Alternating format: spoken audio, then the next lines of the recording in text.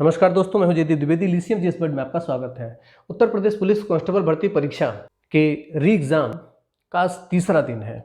23 अगस्त से परीक्षा शुरू हुई है, जो कि 31 अगस्त तक होना है। प्रत्येक दिन 2 शिफ्टों में परीक्षा कराई जा रही है और मेरे द्वारा प्रत्येक शिफ्ट के पेपर का जीएस और जीके के सवालों का सबसे सटीक और सही विश्लेषण किया जा रहा है। इसी सीरीज में इस क्लास में मेरे द्वारा जो आज पहली शिफ्ट की परीक्षा हुई है, इस पेपर में आए जीएस और जीके के सवालों का सबसे सही और सटीक उत्तर दिया जाएगा और उसका विश्लेषण किया जाएगा। तो आइए प्रारंभ करते हैं। 25 अगस्त 2024 के सुबह की शिफ्ट के पेपर में आए सामान्य ज्ञान के सवालों का सबसे सही विश्लेषण। मैंने बताया था कि इस परीक्षा के पेपर कई सेट में बनाया जा रहा है, इसलिए अलग अलग सेट में सवालों के नंबर और ऑप्शंस अलग अलग हो सकते हैं। इसलिए जो विश्लेषण मेरे द्वारा दिया जा रहा है वह क्वेश्चन नंबर पर आधारित ना होकर के सवालों पर आधारित होगा। इसलिए आप सवाल और उसके सही उत्तर पर विशेष ध्यान देंगे। मेरे पास जो सेट है जिसके द्वारा इस पेपर का विश्लेषण किया जा रहा है, इसमें सामान्य अध्ययन के सवाल 113 से शुरू हो रहे हैं। तो 113वां सवाल है, सितंबर 2016 को समाप्त तिमाही में भारत के सकल घरेलू उत्पाद से जीडीपी कहते हैं में डैश की वृद्धि हुई। ऑप्शन है 8%, 8.5%, 9% और 7.3%। इस सवाल का सही आंसर होगा 7.3%। वैसे सितंबर 2016 में जो इसकी रिपोर्ट आई थी उसमें 7.1% की वृद्धि दिखाई गई थी, लेकिन चूंकि 7.1% इसमें ऑप्शन में नहीं है तो सही आंसर होगा 7.3%। तो 113वें नंबर सवाल का सही आंसर होगा डी 7.3%। अगला सवाल है, सूर्य का प्रकाश पृथ्वी पर लगभग कितने समय में पहुंचता है? ऑप्शन है 4 minute 25 second, 6 minute 15 second, 8 minute 20 second, 2 minute 30 second. इस सवाल का सही आंसर होगा 8 मिनट 20 सेकेंड। तो 114वें नंबर सवाल का सही आंसर होगा सी 8 मिनट 20 सेकेंड। वैसे सूर्य का प्रकाश पृथ्वी पर पहुंचने में 8 मिनट 16 सेकेंड का लगभग समय लगता है, लेकिन इसमें 8 मिनट 16 सेकेंड ऑप्शन में नहीं है, इसलिए इसका सही आंसर होगा 8 मिनट 20 सेकेंड। अगला सवाल बहुत आसान सा सवाल पूछा गया है। 115 नंबर सवाल है कि भारतीय संविधान सरकार की संसदीय प्रणाली का प्रावधान करता है। यह प्रणाली किस देश के नमूने पर आधारित है? अर्थात जो संसदीय प्रणाली उसे कहाँ से लिया गया है? ऑप्शन है यूनाइटेड किंगडम, कनाडा, ऑस्ट्रेलिया और संयुक्त राज्य अमेरिका। इसका सही आंसर होगा यूनाइटेड किंगडम। अर्थात ब्रिटेन के संविधान से भारत में संसदीय प्रणाली को लिया गया है, संघीय व्यवस्था कनाडा से लिया गया है। तो इस सवाल का सही आंसर होगा यूनाइटेड किंगडम, अर्थात 115 नंबर सवाल का सही आंसर होगा यूनाइटेड किंगडम, अर्थात एक।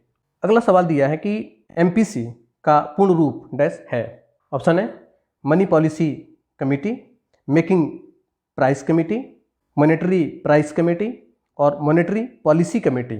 इस सवाल का सही आंसर होगा मॉनेटरी पॉलिसी कमेटी। अगला सवाल अर्थात 117वां सवाल है कि विनय पिटक पुस्तक किससे संबंधित है? ऑप्शन है जोरोस्टर के विचार, महावीर के उपदेश, बौद्ध संघ के नियम और संस्कृत व्याकरण। विनय पिटक बौद्ध संघ के नियम है। बौद्ध धर्म में त्रिपिटक होते हैं, जिसमें विनय पिटक, सुत्त पिटक और अभिधम पिटक, ये तीनों ये बौद्ध साहित्य को कहा जाता है, जिसमें विनय पिटक में बौद्ध संघ के नियमों का उल्लेख किया गया है। तो इसका सही आंसर होगा सी, अर्थात 170 नंबर क्वेश्चन का सही आंसर होगा सी। अगला सवाल दिया है कि जीडीपी डेटा की गणना और जारी करने के लिए कौन सा भारतीय संगठन जिम्मेदार है? ऑप्शन है वित्त मंत्रालय, राष्ट्रीय सांख्यिकी कार्यालय, भारतीय प्रतिभूति और विनियमन बोर्ड और भारतीय रिजर्व बैंक। इसका सही आंसर होगा राष्ट्रीय सांख्यिकी कार्यालय। राष्ट्रीय सांख्यिकी कार्यालय के द्वारा ही जीडीपी का डेटा जारी किया जाता है। तो 118 नंबर क्वेश्चन का सही जवाब होगा राष्ट्रीय सांख्यिकी कार्यालय। अगला सवाल है, कौन सा रूसी लेखक मनोवैज्ञानिक उपन्यास क्राइम एंड पनिशमेंट लिखने के लिए प्रसिद्ध है? ऑप्शन है Leo Tolstoy, Anton Chekhov, Fyodor Dostoevsky और व्लादिमीर नाबोकोव। इसका सही आंसर होगा फ्योडोर दोस्तोवस्की। फ्योडोर दोस्तोवस्की की एक सबसे प्रसिद्ध किताब है क्राइम एंड पनिशमेंट। तो इस सवाल का सही आंसर होगा फ्योडोर दोस्तोवस्की। अगला सवाल बहुत आसान सा पूछा गया है कि लाओस की राजधानी क्या है? ऑप्शन है काठमांडू, मस्कट, लीमा और विनतिनाय, इसका सही आंसर होगा विनतिनाय। विनतिनाय लाओस की राजधानी है, सही आंसर होगा विनतिनाय। अगला सवाल है, कौन सा संगठन राष्ट्रों में सुचारू और पूर्वानुमानित व्यापार के लिए जिम्मेदार है? ऑप्शन है विश्व व्यापार संगठन, अंतर्राष्ट्रीय मुद्रा कोष, अंतर्राष्ट्रीय निपटान बैंक और विश्व बैंक। इस सवाल का सही आंसर होगा विश्व व्यापार संगठन। इस शिफ्ट में जो छात्र पेपर दिए होंगे, जीएस के बहुत ही आसान से सवालों को उठाया गया है। इसके पहले के जो पेपर हुए हैं 23 तारीख में और लगभग 24 तारीख की सुबह के शिफ्ट में, उसमें सामान्य अध्ययन के सवाल थोड़े कठिन थे। तो 23 तारीख में और 24 की मॉर्निंग शिफ्ट के जो बच्चे हैं जिन्होंने ये पेपर दिया है, जिनका जीएस में थोड़े कम नंबर आते हैं, उनको घबराने की आवश्यकता नहीं है, क्योंकि अगर यदि ऐसा होता है तो ऐसी स्थिति में नॉर्मलाइजेशन दिया जाता है और कठिन जो पेपर आया होता है उस शिफ्ट के बच्चों के नंबर थोड़े से बढ़ा दिए जाते हैं। तो घबराने की आवश्यकता नहीं है, ये पेपर बहुत आसान आ रहे हैं। थोड़ी सी गंभीरता के साथ जो छात्र इसकी तैयारी किए होंगे संभवतः वो ज़रूर सफल होंगे। तो अगला सवाल देखते हैं। 122वां सवाल दिया हुआ है कि भारत में मोबाइल फ़ोन पर जीएसटी दर क्या है?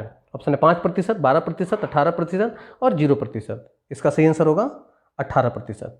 अगला सवाल भी जीएसटी से ही पूछा गया जीएसटी परिषद में कितने सदस्य हैं? ऑप्शन है 30, 33, 40 और 25। इसका सही आंसर होगा 33। जीएसटी परिषद में 33 सदस्य होते हैं।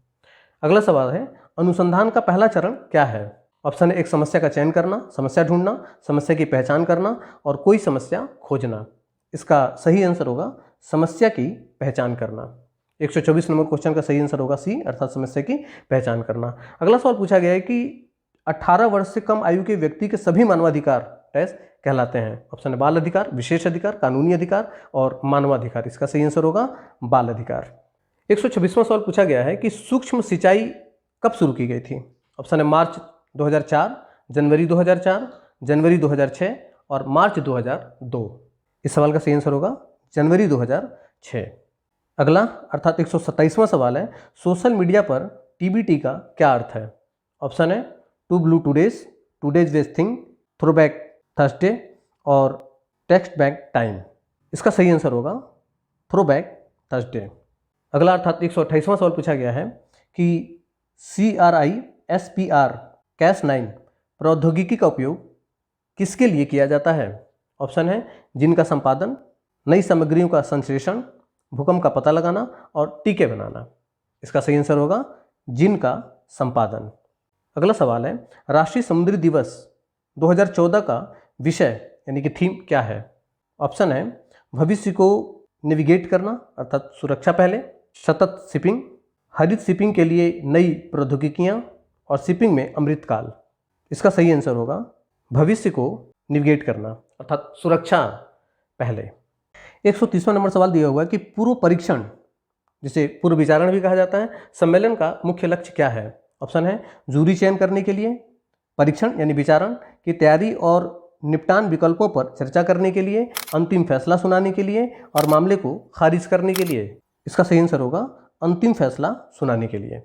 अगला सवाल दिया है कि डैश सोशल मीडिया जैसे इलेक्ट्रॉनिक साधनों या तरीकों के उपयोग के माध्यम से डराने, धमकाने, उत्पीड़न करने, बदनाम करने या किसी अन्य प्रकार के मानसिक पतन का कार्य है। ऑप्शन है क्रिप्टोजेनिक, पहचान की चोरी, क्रेडिट कार्ड धोखाधड़ी और साइबर धमकी।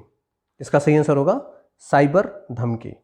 अगला सवाल दिया हुआ कि भविष्य की वैश्विक अर्थव्यवस्थाओं को आकार देने में आर्टिफिशियल इंटेलिजेंस की क्या भूमिका है? ऑप्शन है यह कुशल और अकुशल श्रमिकों के बीच अंतर को बढ़ाता है, यह नवाचार, उत्पादकता और आर्थिक विकास को प्रेरित करता है, या वैश्विक आर्थिक मंदी को नियंत्रित करता है, या सभी मानव नौकरियों को प्रतिस्थापित करता है। इसका सही आंसर होगा यह नवाचार, उत्पादकता और आर्थिक विकास को प्रेरित करता है। अगला सवाल फिर काफ़ी आसान सा पूछा गया है। सवाल है कि भारत में महात्मा गांधी के नेतृत्व में सत्याग्रह का पहला सफल उदाहरण था। ऑप्शन है खेड़ा, बारडोली, अहमदाबाद और चंपारण। इसका सही आंसर होगा चंपारण।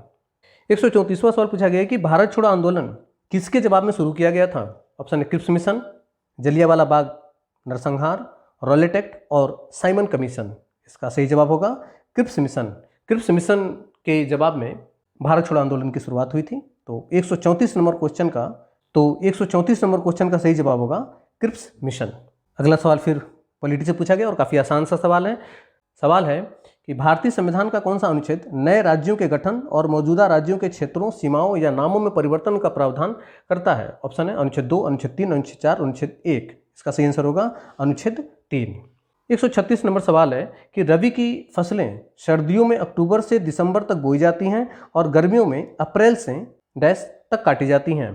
इसका सही आंसर होगा अप्रैल से मई के बीच में इसे काटी जाती हैं, तो सही आंसर होगा बी अर्थात मई। अगला सवाल 137वां सवाल है कि भारत में राष्ट्रीय सुरक्षा गार्ड का उद्देश्य क्या है? ऑप्शन है सीमा सुरक्षाओं की निगरानी करना, वित्तीय बाजार को विनियमित करना, आतंकवाद विरोधी और अपहरण विरोधी अभियान चलाना और आपदा राहत कार्यों का प्रबंधन करना।